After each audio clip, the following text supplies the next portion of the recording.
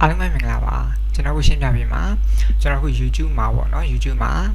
trending music တွေ trending video တွေကိုနိုင်ငံအလိုက်ဘယ်လိုရှာမလဲဆိုတဲ့အပိုင်းကိုကျွန်တော်ရှင်းပြပေးမှာအခုတလုံးမှာကျွန်တော်တို့ trending music ကိုဘယ်ရရှာလို့ရှာမှန်းမသိဘူး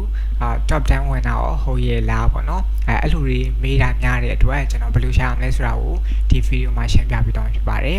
အရင်ဦးဆုံးဒီကွန်ပျူတာကနေပြီးတော့ browser ကနေဆင်ရှာတဲ့အပိုင်းကိုရှင်းပြမယ်ပြီးတော့မှကျွန်တော်ဖုန်းကနေပြီးတော့ဘယ်လိုရှာမလဲဆိုတာကိုပြောပြမှာဖြစ်ပါတယ် okay လောလောဆယ်ကျွန်တော်တို့ browser နဲ့အရင်ရှာကြည့်အောင်နော် YouTube အရင်သွားလိုက်မယ်အကောင့်ဝင်ထားရဲဆိုရင်လည်းဝင်ထားတဲ့အတိုင်းပဲเนาะဝင်မထားလဲရှာလို့ရပါတယ်ဝင်မထားတဲ့အနေထားဆိုရင်တော့ကျွန်တော်ဒီမှာ private window နဲ့ပြမယ်အကောင့်ဝင်မထားဘူးဆိုလို့ရှိရင်ကျွန်တော်ဒီ YouTube က setting မှာတော့ဒီ profile icon လေးဘေးနားမှာ sign လုပ်တဲ့နေရာရဲ့ဘေးနားမှာ menu ရှိတယ်အဲဒီကနေပြီးတော့ကျွန်တော်တို့ location ကိုယူရတယ်เนาะဒီသူ့ရဲ့ location ကိုကျွန်တော်တို့ဆိုပါတော့ဒီမှာအခုလောလောဆယ်မှာကျွန်တော်စင်ကာပူကိုသွားပြမယ်S နဲ့စားတဲ့အပိုင်းဆိုတော့ RS အဲဒီမှာပေါ့เนาะစင်ကိုရွေးလိုက်တယ်ရွေးပြီးပြီဆိုလို့ရှိရင်တော့ဘယ်ဘက်ချမ်းမှာ trending ဆိုတာရှိတယ်trending အပိုင်းမှာ music ဆို music ပေါ့ဒါဆိုရင်တော့ trending music ဒီစင်ကိုမှာလောလောဆယ်မှာ trending ဖြစ်နေတဲ့ music တွေပေါ့เนาะလူကြည့်ရှုမှုအများဆုံးနဲ့ popular ဖြစ်ဆုံး music တွေကိုဒီမှာပြထားတယ်ပြီးတော့ဒီမှာဆိုလို့ရှိရင်ကျွန်တော်စီက anonymous ကထားလိုက်ပါဆိုတဲ့တခြင်းကအခုဆိုလို့ရှိရင်လက်ရှိအချိန်မှာသူ number 4ပေါ့เนาะဒီစင်ကိုမှာ number 4ချိန်ထားတယ်သူကเนาะ top 4ဝင်နေပါတယ်အဲ့လိုကြည့်လို့ရတယ်ဒါက sign လုံးမထားတဲ့အချိန်ကြီးပေါ့เนาะဒီကလေးမှကျွန်တော်တို့ရ browser မှာ sign လုပ်ထားတယ်ဆိုလို့ရှိရင်တော့တဲ့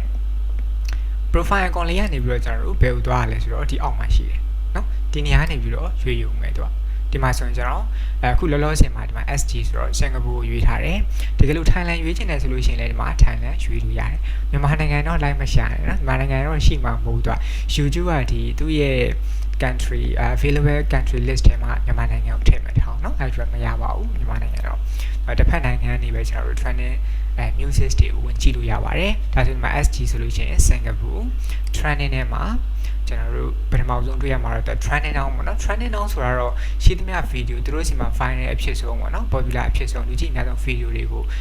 တစုစီရဲ့အကုန်တွေ့ရမယ်ဒါဆိုတော့တခြင်းပေါ့နော်music တီးတန်းဆိုလို့ရှိရင်တော့ဒီ music ဘက်မှာရှိတယ်သူကနောက်အဲ့လိုကြည့်လို့ရပါတယ်ဒီလောက်ဆိုလို့ရှိရင် browser ကနေ trending music တွေ trending video တွေဘယ်လိုကြည့်ရမလဲဆိုတာသိသွားပြီ okay ဖုန်းကနေကြည့်ကြည့်အောင်နော်ဒီမှာတွေ့နေရတာကိုကျွန်တော်ဒီဖုန်း screen ပေါ့နော်ဖုန်း screen ကိုတွေ့နေရတာပါအဲ့ဒီမှာကျွန်တော်တို့ဒီဖုန်းထဲမှာဆိုလို့ရှိရင်ဘယ်လိုကြည့်မလဲဆိုတော့ YouTube app ကိုသွားလိုက်နော် YouTube app ကိုသွားလိုက်သွားပြီးပြီဆိုလို့ရှိရင်ကျွန်တော်တို့ခဏလေးကျွန်တော် password ဖြည့်လိုက် okay နော်ရောက်သွားပြီဆိုလို့ရှိရင်ကျွန်တော်ဒီမှာ compass ပုံလေးရှိတယ်ဒီနားလေးမှာသွားနော် compass ပုံလေးရှိတယ်အဲ့ဒီမှာသွားတကယ်လို့ country အရင် chain ပေါ့နော်ကျွန်တော်တို့ရောက်နေတဲ့ country ကစင်ကူမဟုတ်သေးဘူးတခြား Thailand မဟုတ်သေးဘူးဆိုတော့ဒီ trending list တွေထဲမှာကျွန်တော်တို့မြန်မာတခြင်းတွေပါတွေ့ရမှာမဟုတ်ဘူးเนาะအဲ့ဒီဒီ profile icon ကနေပြီးတော့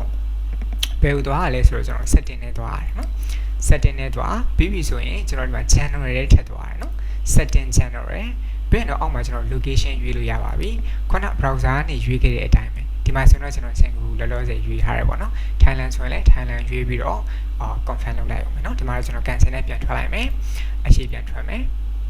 okay เนาะဒီ compass ပုံလေးကျွန်တော် home နဲ့ကပေါ့နော် home နဲ့ကဒီ compass ပုံလေးကနေတစ်ချက်ထောင်ပြင် trending trending အပိုင်းထဲမှာ music ပေါ့ music ဆိုလို့ရှိရင်ဒီ trending music တွေဒီမှာတွေ့ရပြီ1 2 3 4ဒါဆိုလို့ရှိရင် top 4မှာကျွန်တော်တို့စီကเนาะကျွန်တော်ဒီမြန်မာနိုင်ငံကanonymous ရဲ့ထားလိုက်ပါဆိုတဲ့တခြင်းကတော့လောလောဆယ်မှာစင်ကာပူမှာ top 4 trending list တွေဝင်နေပါတယ် okay ဒီလောက်ဆိုရင်တော့ဖုန်းကနေကျွန်တော်တို့ trending music တွေ trending video တွေကိုနိုင်ငံအလိုက်ဘယ်လိုကြည့်ရမလဲဆိုတာသိသွားပြီလို့ထင်ပါတယ် okay ကျေးဇူးတင်ပါတယ်